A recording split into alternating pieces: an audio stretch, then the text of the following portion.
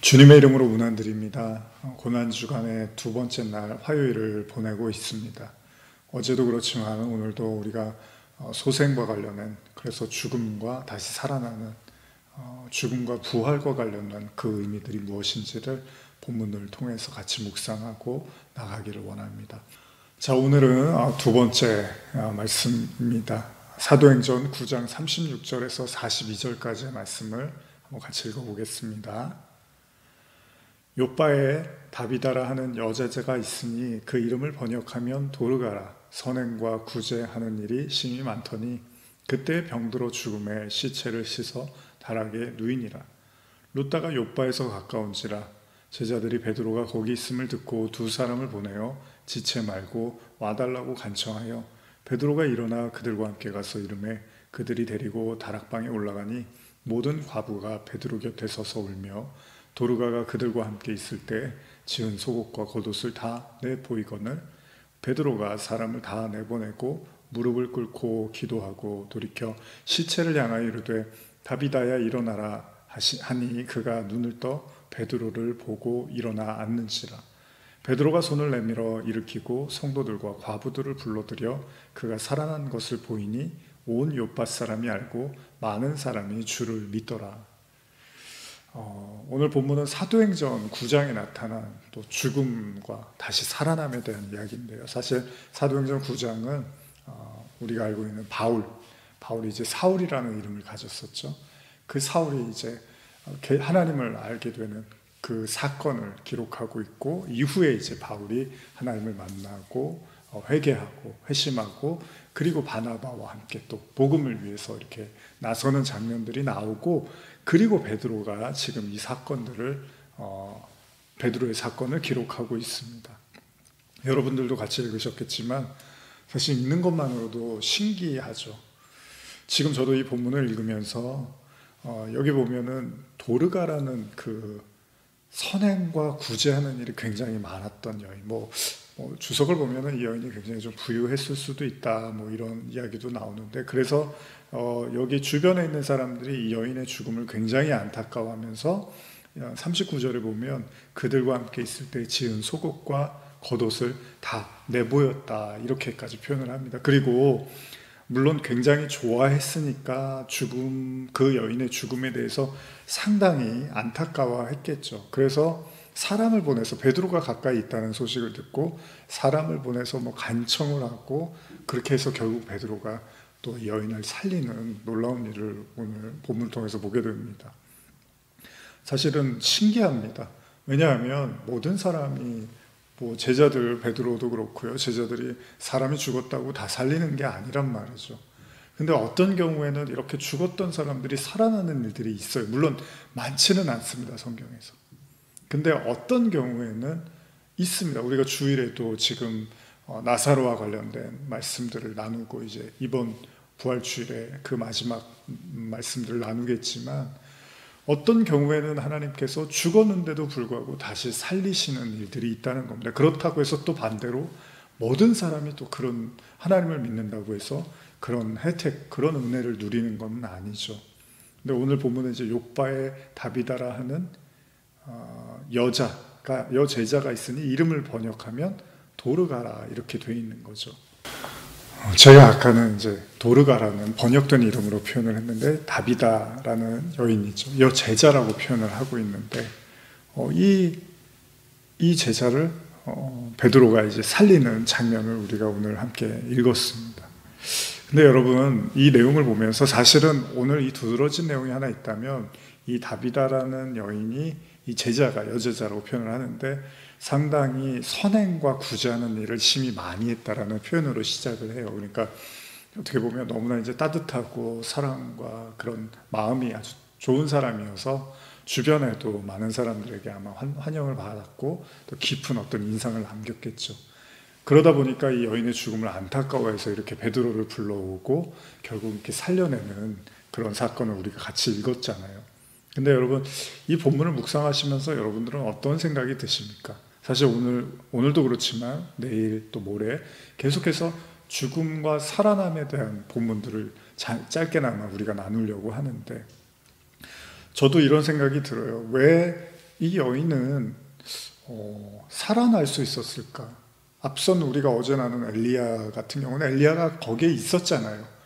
엘리야가 사르밧 여인과 그 아들과 함께 지내고 있었으니까 하나님의 권능이 나타날 수도 있는데, 지금 이 경우에는 사람들이 간청해서 베드로를 데리고 와서 이제 이런 기적들을 일으키는 사건을 보는데, 여기서 우리가 그냥 한 가지 제가 묵상하는 부분이 있다면, 너무나 이제 그 간절한 마음이랄까요, 사랑하는 마음, 아끼는 마음에서 이제 베드로에게 간청을 한 거잖아요. 사실은 이 부분이 좀 어렵습니다. 우리가 어린아이가 아니니까, 이제 여러분들도 신앙생활 오래 하셨고 또 어르신들 더 많은 것들을 보고 느끼셨겠지만, 기도한다고 해서 모든 것들이 다 바뀌고 원하는 대로 되는 건 아닙니다. 저도 예전에 설교하면서 말씀드렸지만은, 오래전에 제가 이렇게 청년 시절에 좋아하고 존경했던 목사님이 갑자기 아프시고 이러면서 그때 성도들하고 같이 막 기도하고 이랬던 기억이 나는데, 결과적으로는 회복하지 못하고 돌아가셨어요. 그런 것들을 보면서 굉장히 실망도 많이 하고, 하나님이 정말로 기도하면 들어주시나라는 그런 안타까움도 많이 있었습니다. 그럼에도 불구하고 사실 성도들은 모든 것들을 또 기도하고 간청하는 것이 맞죠. 왜냐하면 우리가 의지할 곳이 하나님밖에 없으니까요. 물론 예수님께서 먼저 그 나라와 의를 구하라, 너희가 무엇을 먹을까 마실까 입을까, 이건 이방인들이나 구하는 거다. 그러면 구하지도 말라고까지 말씀을 하세요. 너희는 먼저 그 나라와 의를 구하라고 말씀을 하세요.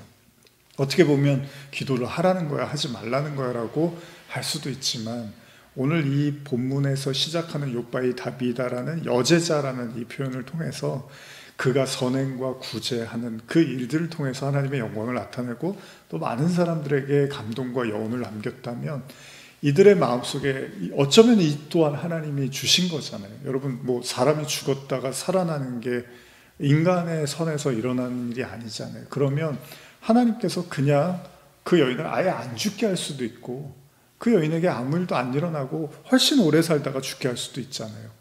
그러니까 이 여인의 죽음은 또 다른 의미에서는 이 주변에 있는 사람들, 이 여인을 같이 따르고 대화하고 나누고 교제했던 사람들의 마음에 어떻게 보면 하나님이 이 여인을 어떻게든 기도해서 하나님께서 그 베드로라는 사도를 통해서 역사하실 수 있었으면 좋겠다라는 또 간절함을 허락하신 거잖아요. 물론 그런 간절함이 모든 좋은 결과, 우리가 원하는 결과를 내지 않을 수도 있지만, 그럼에도 불구하고 이들의 간청이 베드로에게 닿았고, 그 베드로의 기도가 하나님께 닿아서 결국 정말 놀라운, 그 시체가 다락방에 있었는데 그가 눈을 뜨고 일어나 앉는 사건을 보게 됩니다. 예수님의 십자가를 또 우리가 같이 묵상하면서 이사야 말씀에 보면 예수님이 정말 순한, 정말 도살장에 끌려가는 그런 어린이 양같이, 예수님이 그냥 자기의 모든 것들을 우리에게 내려 놓으신 거잖아요. 다 내어 주신 거잖아요. 그러니까 예수님은 어떤 이익을 보려고, 제가 예전에 설교드렸지만 이 땅에 오실 때 어떤 이익을 보려고 오신 게 아니라, 오로지 예수님의 유일한 관심은 여러분과 하나님과의 사이를, 끊어졌던 관계를 회복시키고 구원으로 이끄시는 것, 이것 외에는 예수님은 어떤 관심도 없었다는 거죠. 그렇기 때문에 예수님이 많은 기적과 이적을 행하셨을 때 우리는 예수님이 참 능력이 많으셔, 기적을 많이 행하셔, 참 예수님은 역시 하나님의 아들인가 봐라고 생각할 수도 있지만, 여러분, 예수님의 모든 기적과 이적의 그 중심에는 뭐가 있었을까요? 결국은 하나님의 영광과 구원이 있었겠죠. 그리고 그 마음을 누구보다도 더 잘 아시는 분이 하나님이시기 때문에 예수님의 모든 기도에 응답을 해 주셨을 것입니다.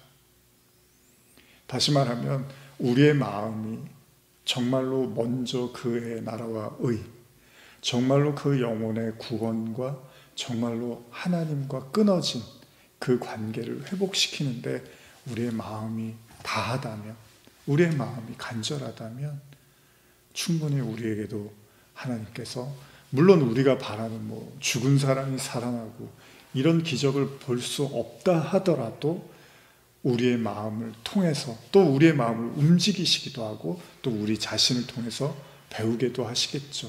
하나님의 영광을 위해서 하나님은 이렇게 일하시기도 한다는 것입니다. 왜냐하면 여러분, 가장 큰 기적이 뭡니까?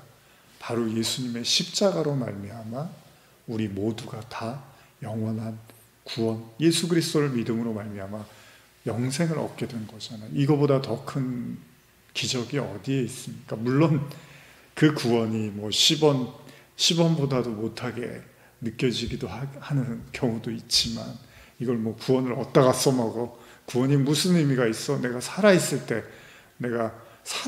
복을 누려야지, 뭐 죽어서 구원받는 게 무슨 의미가 있어? 라는 생각이, 의심이 들 때도 있지만, 그러나 진정한 기적은 바로 그리스도의 죽음과 부활을 통해서 우리도 그 은혜에 참여하게 된 거잖아요.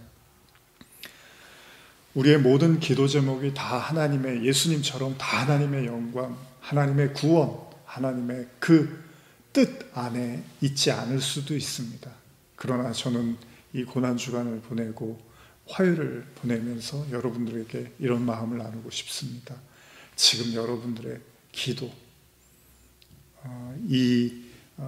다비다 주변에 있었던, 그에게 은혜와 사랑을 받았던 그들이 베드로를 불러다가 기도해달라고 요청하고 간청했던 그들의 마음을 움직였던 것처럼 오늘 여러분들의 마음을 움직이게 하는, 내가 정말로 그를 위해서 정말 기도하고 싶고, 그의 구원과 그의 하나님의 나라, 그가 전하는 하나님의 영광, 또한 그의 모든 삶에 하나님께서 건강과 또 영육간의 강건함과 축복으로 함께하기를 원하는, 그렇게 여러분들의 마음을 울리는 그 영혼은 누구이십니까?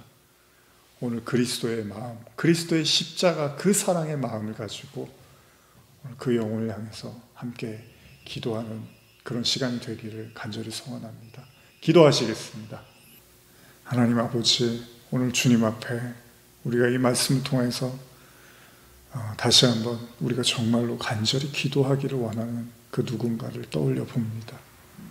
그리고 그를 통하여 하나님의 영광과 하나님의 구원과 은혜가 나타나기를 간절히 바라며, 또한 그의 삶 속에 그에게 놀라운 기적과 이적을 통해서 또한 풍성한 은혜를 누리며 기쁨을 누리는 그런 삶을 살기를 바라는 마음으로 또한 중보하기를 원합니다. 지금 이 시간 영상을 통해서 묵상하는 성도 한 사람 한 사람 또한 그 삶을 주님 주장하여 주시고, 삶 속에서 하나님의 인도하심과 하나님의 영광만이 나타나는, 또한 지금 정말 어려움과 고통 속에 처해 있다면 하나님께서 크신 은혜를 베푸셔서 또 이 부활주의를 향하여 나아갈 때 또한 하나님의 큰 영광과 은혜를 누리는 시간 되게 하여 주시옵소서. 감사드리며 예수님의 이름으로 기도합니다. 아멘.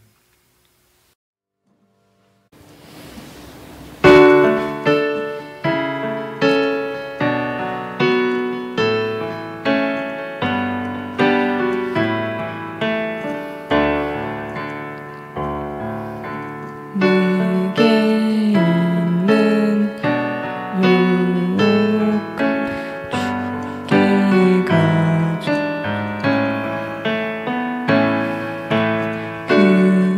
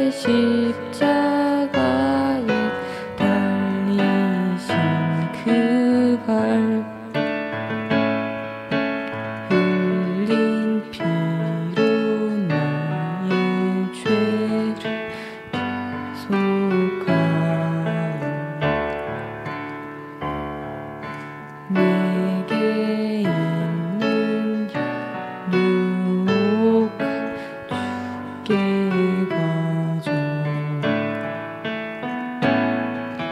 그 발 위에 맞추고 드립니다.